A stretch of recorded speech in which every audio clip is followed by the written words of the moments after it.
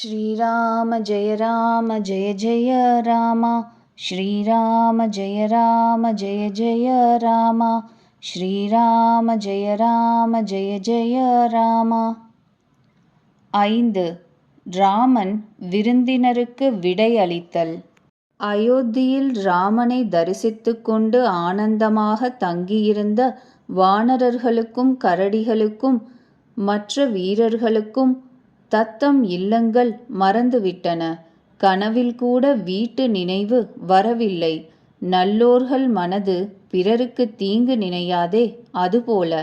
அப்பொழுது ரகுநாதன் நண்பர்கள் அனைவரையும் அழைத்து கூட்டினார். அனைவரும் மரியாதையுடன் வந்து தலை வணங்கினர்.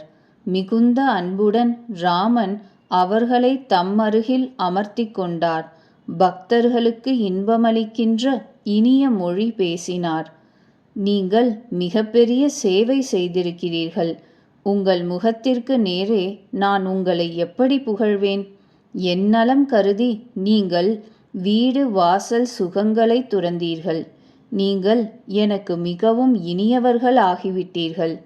தம்பிகள், அரசு, செல்வம், ஜானகி, என் உடல், வீடு, குடும்பம், நண்பர்கள் இவர்கள் எல்லோரிடத்திலும் எனக்கு அன்பு உண்டு. ஆனால் உங்களிடம் உள்ள அளவு அல்ல. நான் பொய் கூறுவதில்லை. இது என் இயல்பு. அடியார்கள் எல்லோருக்கும் இனியவர்கள்தாம். இதுதான் நியாயம். ஆனால் எனக்கு இயல்பாகவே அடியார்களிடம் சிறந்த பரிவு உண்டு. நண்பர்களே, இனி நீங்கள் அனைவரும் வீடு திரும்புங்கள். அங்கு உறுதியான நியமத்துடன் என்னை வழிபடுங்கள். நான் எங்கும் நிறைந்தவன், எல்லோருக்கும் நன்மை தருபவன் என்று உணர்ந்து என்னிடம் பேரன்பு வையுங்கள். ஸ்ரீராமனின் இந்த சொற்கேட்டு அனைவரும் அன்பில் மூழ்கினர். நாம் யார், எங்கு இருக்கிறோம் என்ற தன் நினைவே அவர்களுக்கு இல்லை. அவர்கள் ஸ்ரீராமனின் முன்னர் கைகூப்பி மண்டியிட்டு பார்த்து கொண்டே இருக்கின்றனர். பிரேமை மிகுதியால் பேச நா எழவில்லை.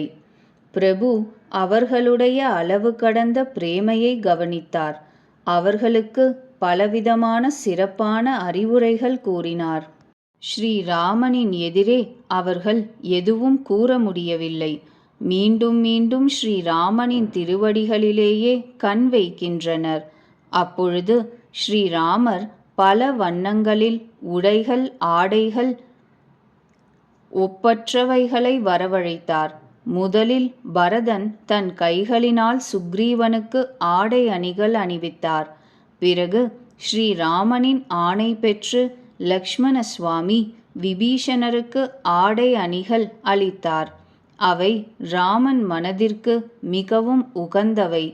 அங்கதன் உட்கார்ந்தபடி இருந்தான்.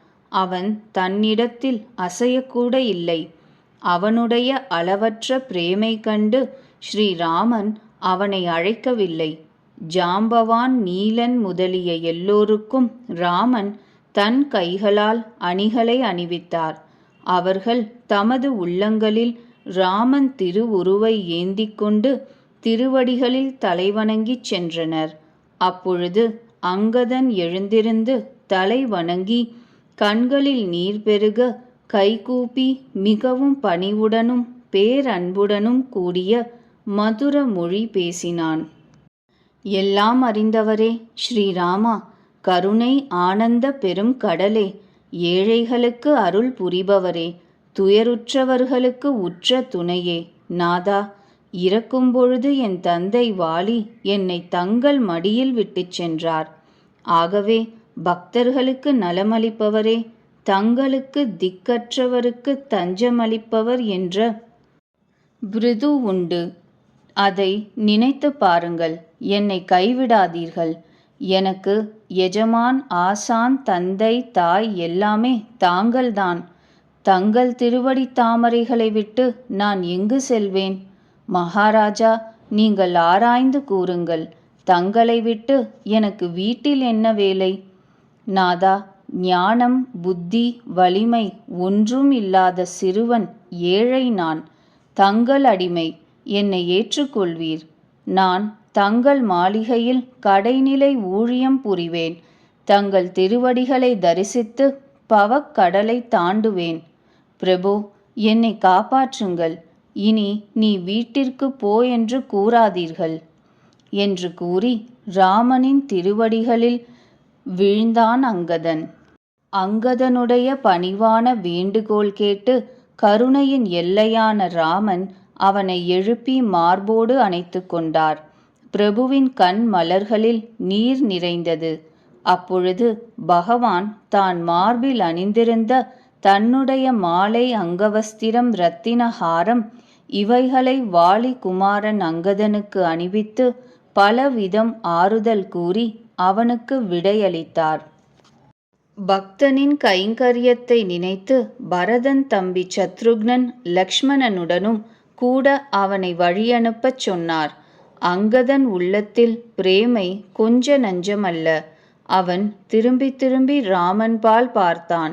மீண்டும் மீண்டும் தடி போல வீழ்ந்து வணங்கினான். ராமன் தன்னை தங்கும்படி கூறுவார் என்று அவனுக்கு மனதில் ஒரு நப்பாசை. அவன் ஸ்ரீராமனின் பார்வை, பேச்சு, நடை, புன்முறுவல், மந்தஹாசம் இவற்றின் பாங்கை நினைத்து நினைத்து பார்க்கிறான். ஆயினும் பிரபுவின் கருத்து அறிந்து மிக பணிவுடன் விண்ணப்பித்து உள்ளத்தில் திருவடி தாமரைகளை ஏந்தி அவன் சென்றான். மிகவும் கனிவோடு எல்லா வானரர்களையும் வழி அனுப்பிவிட்டு தம்பிகளுடன் கூட பரதன் திரும்பினான். அப்பொழுது ஹனுமார் சுக்ரீவனுடைய திருவடிகளை பற்றி பலவாறு விண்ணப்பித்தார். தேவா, 10 நாட்கள் ரகுபதிக்கு பணிவிடை செய்துவிட்டு தங்கள் திருவடி தரிசனம் செய்து கொள்கிறேன். சுக்ரீவன் கூறினார், வாயுகுமாரனே, நீங்கள் புண்ணியங்களின் குவியல். இருந்து கருணையின் உறைவிடமான ராமனுக்கு எவ்வளவு நாட்கள் எவ்வளவு பணிவிடை வேண்டுமோ செய்யுங்கள். இவ்விதம் கூறிவிட்டு எல்லா வானரர்களுடனும் கிளம்பினார். அங்கதன் கூறினான், ஹனுமாரே, கேளும். நான் தங்களை கரம் கூப்பி வேண்டுகிறேன். ஸ்ரீராமனுக்கு என் வணக்கங்களை தெரிவியுங்கள். ஸ்ரீராமனிடம் அடிக்கடி என் நினைவு மூட்டுங்கள். இவ்விதம் கூறிவிட்டு அங்கதன் சென்றான். பிறகு ஹனுமார் திரும்பி வந்தார். ஸ்ரீராமனிடம் அவர்களுடைய பிரேமையை எடுத்து கூறினார். அதை கேட்டு பகவான் பிரேமையில் மூழ்கிவிட்டார். காக்கபுஜண்டி கூறினார், கருடனே, ராமனின் உள்ளம் வஜ்ராயுதத்தை காட்டிலும் கெட்டியானது, மலரை காட்டிலும் மென்மையானது. இப்பொழுது கூறுங்கள், இதை எவர் புரிந்து கொள்ள முடியும்? பிறகு தயாளனான ஸ்ரீராமன் குகனை அழைத்தார். அவனுக்கும் ஆடை அணிகள் அணிவித்து கூறினார், இனி நீயும் வீடு திரும்பி என்னை தியானம் செய். மனது, வாக்கு, செயல்களால் தர்ம நெறியை பின்பற்றி வா. நீ எனக்கு உற்ற நண்பன். பரதன் போல ஒரு தம்பி. அயோத்திக்கு அடிக்கடி வந்து போய் கொண்டிரு. இது சொல் கேட்டதும் குகன் பேரானந்தம் அடைந்தான். கண்களில் நீர் பெருக திருவடிகளில் வீழ்ந்தான்.